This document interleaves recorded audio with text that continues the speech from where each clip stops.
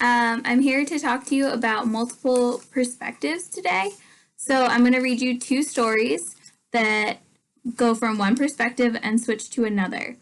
I like these kinds of books that have two perspectives in the same story. One that I can think of off the top of my head is the book Wonder. So it shares the story of a young boy named Augie, and they talk about between 2 or 3 different characters and they switch around all the time. So you hear what's happening from 3 different people, and I really like stories like that. So the first book I'm going to read you is called The Princess and the Pea. And then the second book I'm going to read you is The Very Smart Pea and the Princess to Be. So it's like a story that you're pretty used to, told on a regular perspective from the princess's point of view. And then the other book is told from the pea's point of view.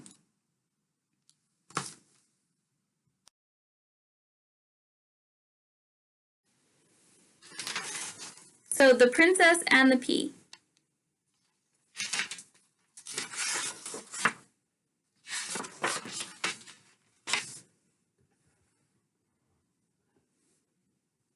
There once was a prince who wanted to marry a princess, but she had to be a real princess. The prince looked and looked. He met many princesses, many, many princesses.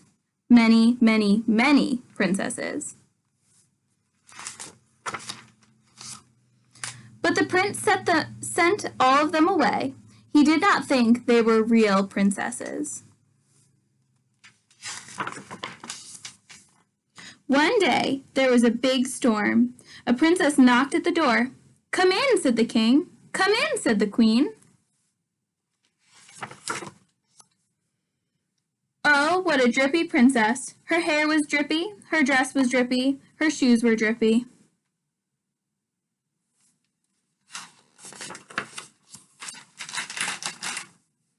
But still, she said she was a real princess.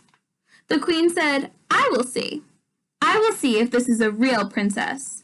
And she went off to make the bed.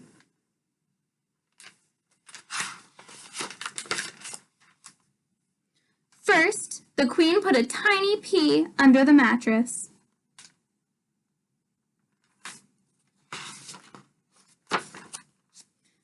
Next, the queen put 1, 2, 3, 4, 5, 6, 7, 8, 9, 10 mattresses on top of the pea.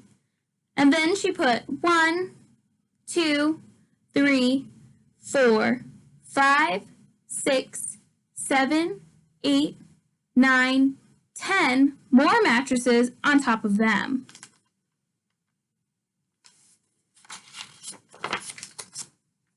Then she called the princess. "Your bed is ready," she said.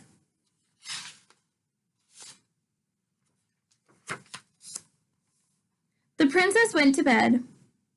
Oh, what a sleepy princess. In the morning, the queen asked, "How did you sleep?" The king asked, "How did you sleep?" And the prince asked, "How did you sleep?" "I did not sleep," said the princess. "I did not sleep at all. I did not sleep because there was a big lump in my bed." The queen smiled. And the king smiled. "You must be a real princess," they said. "Only a real princess could feel a pea under 20 mattresses." The prince married the princess because he knew she was a real princess.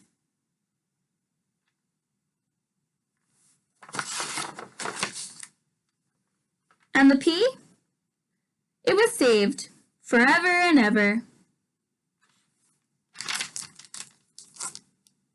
So that's The Princess and the Pea from your regular perspective. It doesn't place any key importance on the pea. It's told third person from somebody outside of the story. So it's a narrator that sees everything.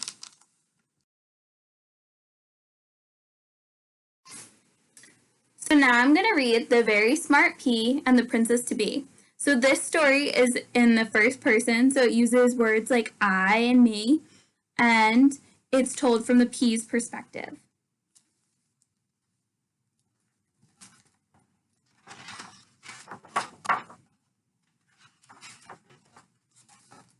Many years ago, I was born in the palace garden among rows of carrots and beets and cabbages. I nestled snugly in a velvety pod with my brothers and sisters. I felt a tingle. I knew that somehow I would be important.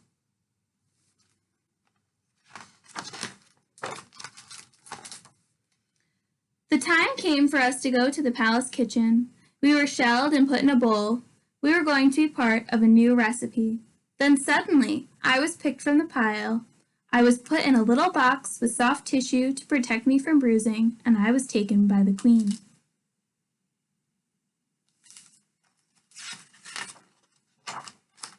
At this point in my story, I'm going to give you some background information. Let's start with the queen. A year earlier, before I even started to grow on my pea plant, the queen had been nagging her son. "You are nearly 34 years old, Prince," she said, "and it is high time you married. The public expects it, your kingdom demands it, and if you are not married within 1 year, I shall stop your allowance." The prince got quite a large allowance and really didn't want it taken away.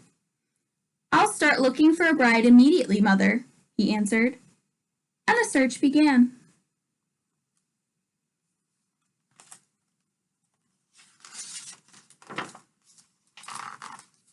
The prince traveled the known world. He met princesses of all shapes and sizes with a wide range of hobbies and interests, but none of them seemed like a real princess. Somehow, they were not right for him. Too loud, too quiet, too funny, too grumpy, too sleepy, too energetic, too scruffy, too tidy, too pink, too scared, and strange pets.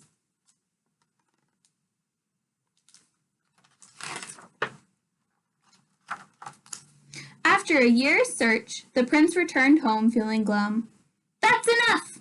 shouted the queen. She stormed off to the palace kitchen, and she came back with me in my little box. "Now," said the queen, "listen carefully. This is something only queens know. A real princess will be able to feel this little pea as she sleeps, even if she's sleeping on top of 20 mattresses and feather beds. And you are going to marry the first girl who can feel this pea."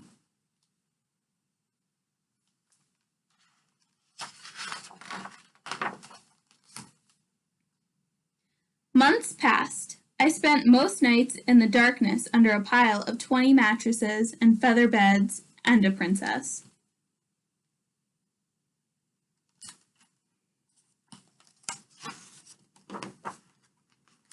In the morning, the queen would ask, "How did you sleep, my dear?" The princesses had been properly brought up, and they always answered politely, "Like a log, thank you, ma'am," or "Like a baby, thank you, ma'am." And they all said, "What a comfortable bed." They were, as I said, all very polite princesses. The prince will never find his princess at this rate, I thought to myself. I must help somehow.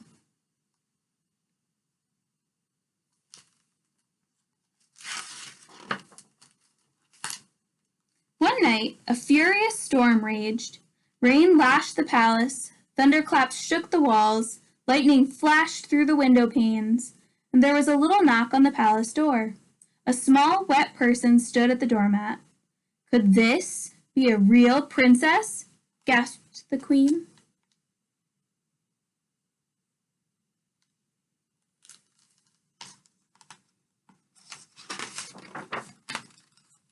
Before she could say a word, the small, wet person was put on a bed on top of 20 mattresses and 20 feather beds, with me, of course, underneath.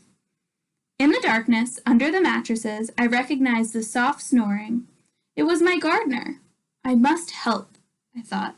I tried jiggling and wriggling. The snoring continued quietly. I must do something, I thought. I inched my way to the edge, and then I started to climb. Slowly I struggled to the top of the towering pile. I softly rolled across the pillow, right to the girl's ear. "There's something large and round and very uncomfortable in the bed under you," I whispered. And while she slept, I told her about the large, round, uncomfortable thing for 3 hours.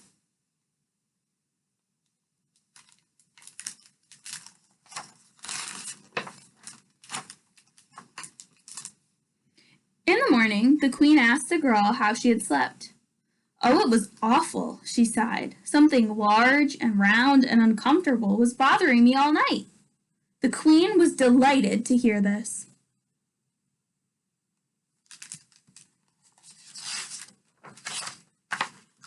The wedding was lovely, and the queen was interested to meet the new princess's parents, and I'm sure they will all live happily ever after.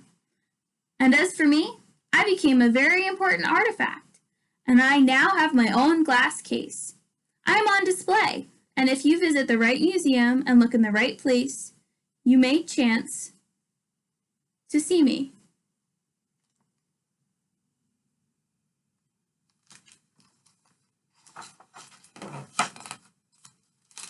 And that is the end of The Very Smart Pea and the Princess to Be.